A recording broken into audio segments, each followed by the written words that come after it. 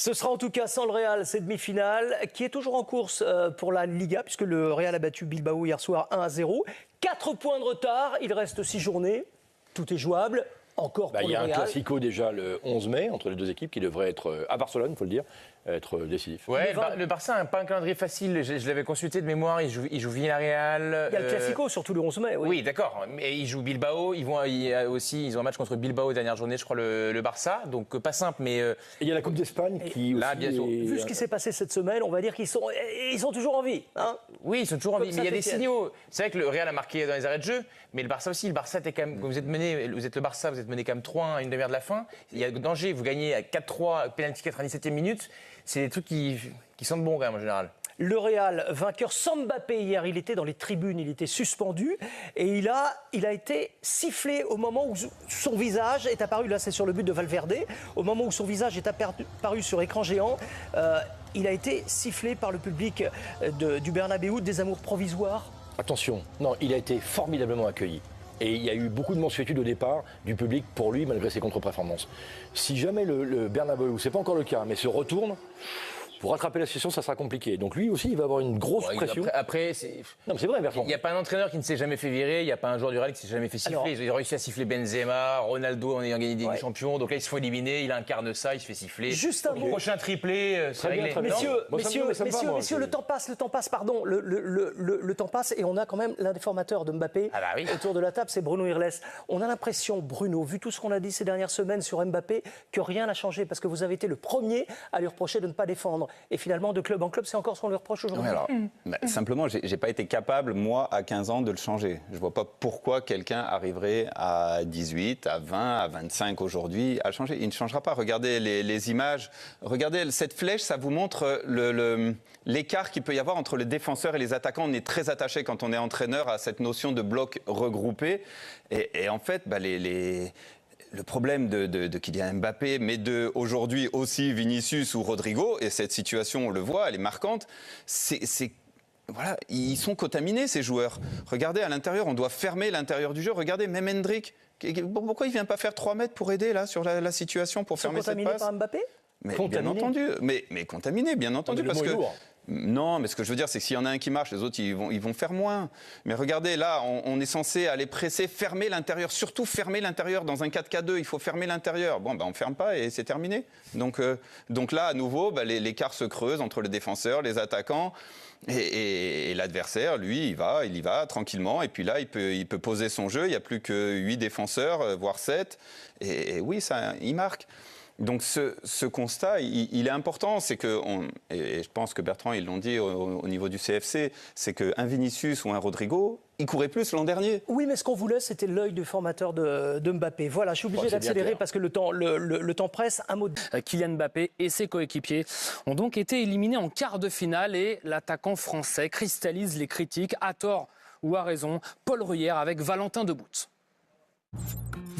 Au cœur des débats comme très souvent. Est-ce qu'on est trop sévère avec lui en Espagne, Olivier ? On y va fort. Hein. En même temps, il est venu, c'est un ballon d'or, il est venu normalement pour renforcer cette équipe de Madrid. Oui ou non ? Est-ce qu'on est trop sévère avec lui en Espagne, d'après vous ? Vous avez été joueur, vous avez joué à l'étranger, voilà. Qu'est-ce que tout cela vous inspire ? C'est normal en fait. D'accord. Il est arrivé dans le plus grand club du monde, il fait partie des meilleurs joueurs du monde et jusqu'à preuve du contraire, ils sont éliminés en quart de finale, donc forcément... il cristallise la critique. Margot. Après, il change très vite de discours en Espagne, parce que Thomas Roncero, qu'on a vu un moment dans le reportage, je l'avais croisé moi, il y a 2 mois pour une interview justement sur Kylian Mbappé, il n'avait pas du tout ce discours-là. Il disait qu'au contraire... Sauf qu'on est dans le money time et c'est les matchs qui comptent. Bien sûr. Et là, pour le coup, mais il n'a pas été là. Il sortait d'un triplé contre City aussi, donc il y avait ce contexte-là. Mais c'est vrai que le discours change vite. Mais les Espagnols, excusez-moi l'expression, ils ne sont pas plus cons que nous en fait. C'est-à-dire quand il n'est pas bon, ils disent qu'il n'est pas bon, puis quand il est bon, ils disent qu'il est très bon. Et Bertrand Latour à la télé française, il dit quoi? Moi, je le dis depuis un moment, donc je ne veux pas le répéter sans arrêt et l'accabler, parce que nous, on se focalise sur Mbappé. Vinicius, il était nullissime aussi, et ça fait un moment qu'il mais ils ont gagné la Ligue des Champions avec. Mais on est d'accord, ils l'ont gagné sans lui. Lui est arrivé, ça va moins bien. Moi, je l'ai dit 100 fois que je trouve qu'il court pas assez, qu'il n'est pas investi, que Je pense qu'il dépense trop d'énergie sur autre chose que le foot et qu'il est rattrapé par ça. Je pensais qu'il y avait une embellie et manifestement, elle n'est pas suffisante. Ça s'entend, mais son degré de responsabilité, à lui donc, on parle de Kylian Mbappé, dans la situation actuelle, il ne porte pas tout sur ses épaules, on est quand même d'accord là-dessus. Bien sûr, mais j'aimerais vous entendre là-dessus. Oui, mais on est d'accord là-dessus. Je vous dis, nous on est Français, donc on s'intéresse beaucoup à Mbappé. Je vous ai dit en premier, Vinicius, il était à 2 doigts dans un ballon d'or il y a 6 mois, il est nul. Donc ça, c'est pas, Mbappé n'est pas coupable et pas responsable de tout. En revanche, il est peut-être responsable que l'entente entre les 4 s'étiole parce qu'il prend de la place et que vu qu'il court pas beaucoup, peut-être que Vinicius, ça l'incite à pas courir beaucoup non plus. Voilà. C'est un joueur étranger, hein. Donc il faut savoir que quand on arrive à l'étranger, si on n'est pas bon, tout de suite, ça va être notre faute. C'est comme ça, c'est depuis tous les temps. Juste une parenthèse, il n'est pas bon, 33 buts cette saison, toute compétition confondue, pour sa première saison au Real Madrid. Je pose ça là, Olivier, vous en faites ce que vous voulez. Que Cristiano Ronaldo, même s'il avait eu besoin, lui, de 35 matchs, non, mais en fait, il a marqué 33 buts. Donc c'est super, en fait. Non, ils attendent quoi? Non, mais ils attendent quoi? Non, mais vous dites quoi? Non, mais attendez. Vous dites quoi? Non, ce que vous dites, regardez, il marque 50 buts par an, mais après, vous critiquez, vous comprenez rien. Donc c'est Cristiano Ronaldo? Donc qu'est-ce que ça veut dire, cette stat? Une fois qu'elle est posée, on l'interprète. Qu'est-ce que ça veut dire? Écoutez, Margot, première saison au Real, il y a eu Benzema, il y a eu CR7, il y en a eu des grands avant lui. 33 il arrive, il était jeune. Ok, 33 buts cette saison TCC, donc pour vous, ça vaut rien. Ça, ce qu'on voit là, ça vaut rien. Ça vaut rien, c'est pas que ça vaut rien, mais ça vaut peut-être. Bah si, vous êtes en train de nous expliquer que ça vaut pas grand-chose. Ça vaut peut-être 0 titre à la fin de saison. Et le fait, on fera le bilan à la fin de la saison. Là, il y a encore une finale du Coupe du Roi dans une semaine face au Barça. Il y a encore un retard à rattraper sur le Barça en championnat avec un Classico qui arrive au mois de mai. On verra à la fin de la saison. Si à la fin de la saison, il a mis 40 buts, mais que le Real n'a gagné aucun trophée majeur, là oui, le bilan sera négatif. Il y a encore la Coupe du Monde des clubs après au mois de juin-juillet, mais on fera le bilan à la fin de la saison. Margot. Bertrand dit 0 titre à la fin de la saison. Cristiano Ronaldo, pour rappel, pour sa première saison, aussi avait marqué 33 buts et n'avait remporté aucun titre. Ça veut rien dire. Il faut peut-être laisser un petit peu de temps. Mais moi, je suis pas pressé. Je vois juste sa carrière avancer. Mais je veux dire, Cristiano Ronaldo, puisque au début de la carrière de Mbappé, nous le comparions à ces joueurs-là ou à Lionel Messi. Je crois que Cristiano Ronaldo, des Ligues des Champions, il en a gagné quelques-unes, des Ballons d'Or quelques-uns.